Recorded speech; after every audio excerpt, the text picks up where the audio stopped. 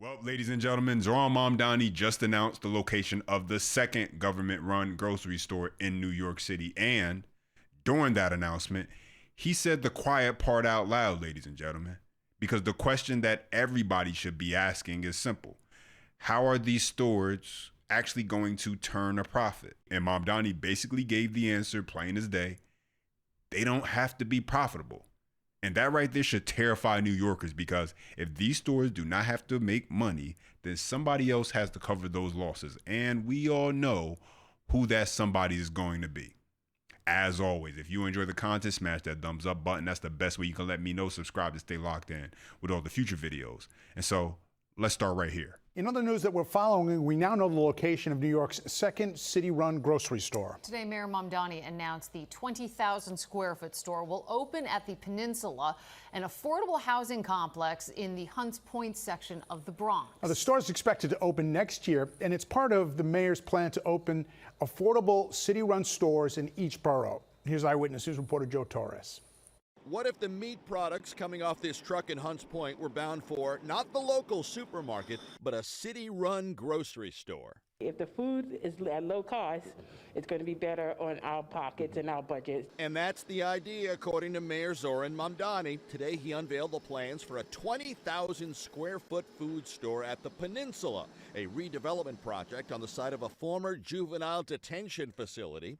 City leaders expect the public grocery store to open in 2027. We are going to use the power of government to lower prices and make it easier for New Yorkers to put food on the table. City leaders asked New Yorkers what they would like to see inside a city-run grocery store, and the answers are rather crystal clear. Cheaper eggs, fresh produce, low prices, and a healthy variety.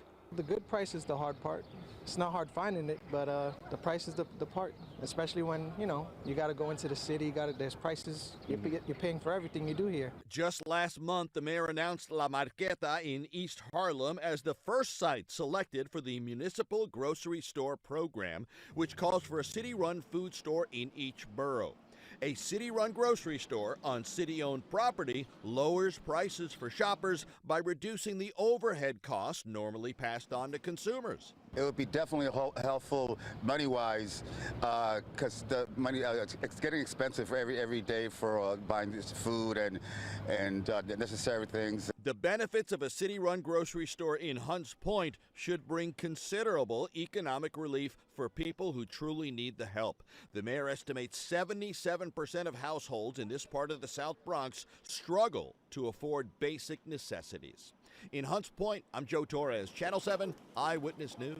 So by now you are probably aware of Zohran Mamdani's grand plan to, as he put it, lower grocery prices in New York City. And his plan to do that is to, overspend on building the first location we already know, where he estimated it would cost $30 million to build, compared, ladies and gentlemen, to the $10 million it normally costs for private businesses to open a grocery market. And to make sure the workers are paid and prices stay low, he wants it all to be funded by, taxpayers, because, profits is not really the goal here. And we'll get into more about that. But let's start with where Mamdani takes a quote from Ronald Reagan and basically disagrees with it, while making an even more dangerous declaration that government is the answer to every problem. Take a listen. Standing here this morning, I cannot help but think of the words of our 40th president, Ronald Reagan. He famously said, "The 9 most terrifying words in the English language are 'I'm from the government and I'm here to help.'" It's a good quote, but I disagree. I think 9 more terrifying words are actually, "I worked all day and can't feed my family."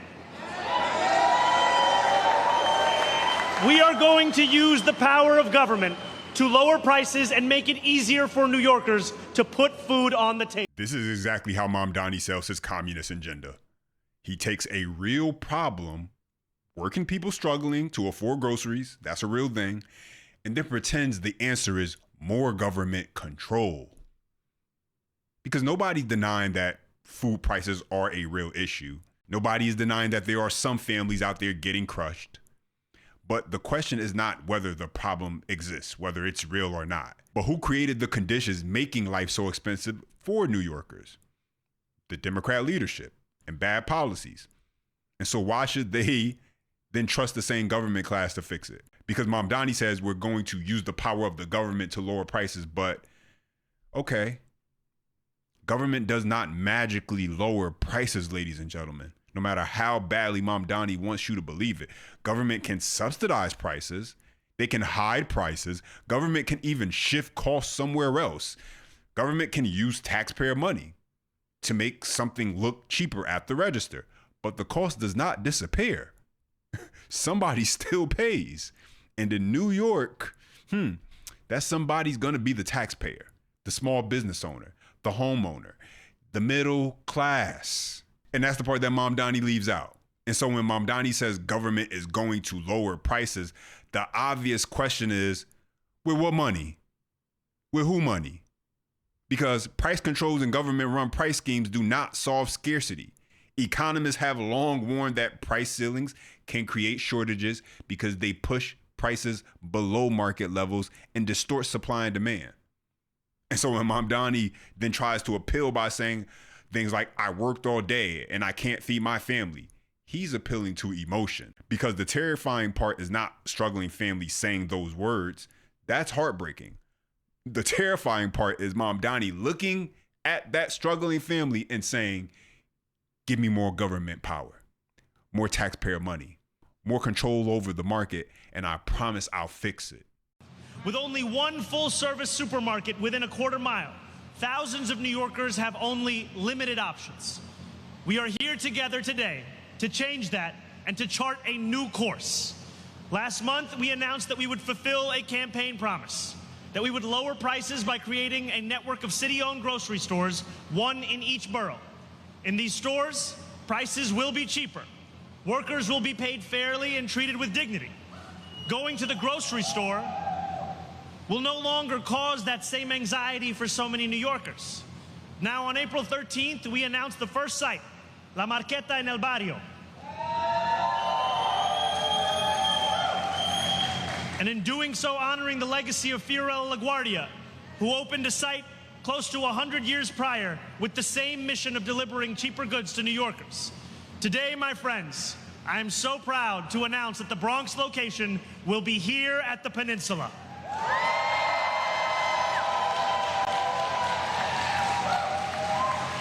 And New Yorkers will not need to wait long for costs to drop.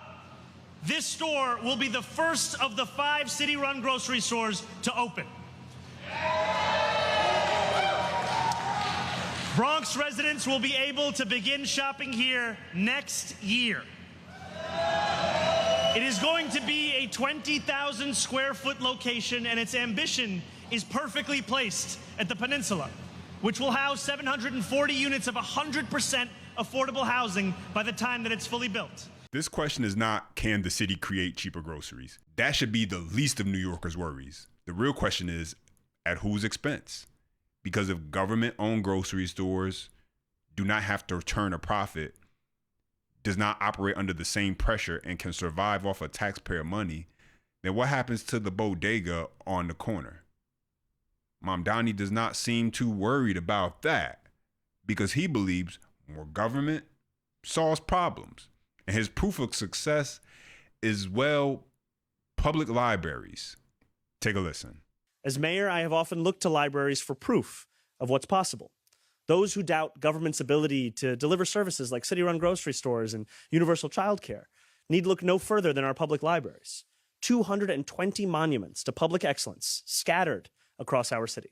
And so Mamdani saying, look at libraries. That proves government can run grocery stores and universal childcare has got to be one of the most idiotic things I've heard someone say. Because clearly, I mean, libraries and grocery stores, how much do they really have in common? You cannot just slap a city logo on a grocery store and pretend food gets cheaper. That's not how it works. And really, even with the library example, it's not the flex he thinks it is. New York City libraries constantly depend on political funding fights just to keep services and hours from being cut, ladies and gentlemen. And so the proof that government can run grocery stores as a public service that has to beg politicians not to cut its budget? I mean, come on. If a city-run grocery store loses money, it doesn't have to worry about going out of business like a normal store does. it just comes back to the taxpayer for more funding. And so the groceries are not really cheaper. All that's happening is the cost is getting moved somewhere else. I think that as Jeannie has said, there has been sustained outreach to a number of trade organizations representing grocery stores as well as bodegas, and then upon the announcement of any site, also outreach to the specific bodegas and supermarkets in that area, and that's going to continue. And what Jeannie has said is something that I will also restate, which is that oftentimes the items that drive most profit for these kinds of entities are also not the items that these city-run grocery stores are going to be selling. We're not going to be selling lottery tickets. We're not going to be selling a lot of the things that make the margin, whether it's tobacco products or things of that nature. And so we're excited to continue to have that conversation, and we take any concern seriously. And what I will also say is that our commitment to New Yorkers is to deliver them affordable groceries, and we are very excited about doing that. Zohran Mamdani is not going to prove government can run a better grocery store. He is going to prove government can use taxpayer money to undercut private businesses and call it compassion. And this is the same progressive socialist logic every single time, ladies and gentlemen. They say, well, it didn't work before, but this time it will. We'll do it differently. But they're still using the same failed principles: ignore profit, ignore incentives, ignore competition, ignore the real costs, and then, as usual, force taxpayers to clean up the mess. Okay, let's go and shift gears and go into the redistricting battle that has Democrats in full form with their propaganda. This time is Stacey Abrams. Take a listen. Stacey, could you talk a little bit about how this ruling will affect black representation, not only at the federal level, but at the state level? I'm thinking state lawmakers, county commissions, city councils. To what extent will this ruling affect representation and the representation, particularly of voters of color, at the levels below the federal level? Absolutely. And that's why I think this is such an important conversation to have at this moment. In a competitive authoritarian nation, which is what America is now, democracy is about ensuring that we have shared power and shared voices. It does not guarantee you victory, but it guarantees you access. Authoritarianism, especially competitive authoritarianism, attempts to diminish your ability to use those same democratic institutions to your benefit. With these new maps, we know that analysis by Fair Fight and Black Voters Matter show that we could lose 19 to 20 congressional seats, but we could lose up to 191 state legislative seats. And in the South, those state legislators draw city council districts, county commission districts, school board districts, and they draw state legislative lines. And so if you want to know if your child is going to have fair and equitable access to education, that will be diminished if your families can't participate in elections and elect leaders who value your education. If you want health care in the South, it's the state legislature that decides whether you have access. All of the things that disproportionately harm communities of color will now be decided by people who disproportionately dislike and vote against the needs of people of color. But what we have to remember, and this is why I started the 10 Steps campaign, this is a national fight. It may start in the South, but it has national implications. Progress that serves the most disproportionately harmed communities lifts everyone. But if we do not do so, if we allow the suppression of black and brown votes, we are harming their neighbors and we're harming the U.S. And that's why we cannot allow the South to be left behind. We need national intervention because they are starting in the South. But this is a national attempt to misuse democratic institutions to suppress all of the communities who fight for democracy in this country. This is exactly the kind of language Democrats love to use when they want to scare people instead of explaining the facts. I mean, really, Stacey Abrams is now calling America a competitive authoritarian nation. All because the Supreme Court said states cannot build congressional maps where race becomes the controlling factor. But that's the game, ladies and gentlemen. The left wants to take a legal ruling about redistricting and then turn it into this dramatic speech about democracy dying, black voters being suppressed. Now it's children losing education, families losing health care, and the South being left behind. I mean, they're bringing out all of the heavy artillery when it comes to the racial propaganda, ladies and gentlemen. As much as Democrats want black people to believe all of that to be true, not a single black person has lost their right to vote because of this. A race-based district is not the same thing as the right to vote, and a Democrat-held seat is not the same thing as black representation. And so when they say black power is at risk, what they're really saying is Democrat seats are at risk. But you know what? Let's go to this next clip where you got Justin J. Pearson, the discount Dollar Tree black activist who wants to be a victim so bad that he's willing to do things like this. Take a look. Mr. Chairman, you have 2 ayes, 7 nays. The noes prevail. House Bill 1392. Hey, Representative Pearson. No, sir. No, sir. Hey, don't touch him. Do your not touch him. Let him go.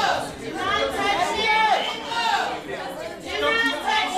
Do not touch him. Don't you ever come out to me and my family. My farmer is stop. But don't you ever My farmer. Yeah. Take care of him, Justin. Come on. Come on, Justin. Oh. Come on, Justin. You're okay. We love you. We love you, Justin. Farmer. This guy should be removed and never allowed to work in Congress again because you do not get into anyone's face like that. I mean, and that just bothers me on a personal level because he's doing that to people who he knows he can play the victim with. He previously jumped into law enforcement officer's face, then gets into this guy's face. But I bet you he wouldn't do that to another black person because it does not fit his storyline.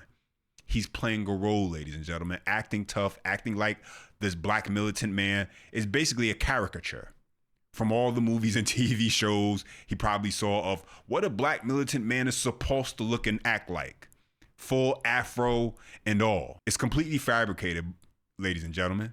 But you know what? Let's get into this next clip where you got Steve Cohen, the Democrat whose seat is no longer safe, claiming, get this, that Republicans are colonizing Memphis. His words. Take a listen. They're colonizing Memphis. So he doesn't have an interest in help. He thinks he's helping by being benevolent. That's horse manure. The fact is, there's a chance for one Democrat, Chaz Molnar, and maybe one Democrat and 9 London Lamar, a state senator, who could win and legislate and have concern for Memphis. But the odds are, no, it's not going to happen. And that's why I didn't run. These people, the left, they're just mad. They're big mad that they can't get away with their little games anymore that they've been able to do for all these years, while at the same time doing the very thing they don't like in the Northeast, which is completely erase Republican representation and not care one bit. But now suddenly they want to be upset because they know what this means. Democrats losing seats means Democrats losing power. And they're going to say and use whatever tactic to try and spin this into it being about racism, about black people, because it's worked for them. I mean, it has. It's worked for them in the past, and they're hoping it'll work for them in the future. I just don't think it'll turn out the way they think. But those are my thoughts in the update. Now I want to hear from you. Drop a comment down below. I appreciate when you chime in. Don't forget, smash that thumbs up if you enjoy the content. Subscribe for more. And as always, until next time.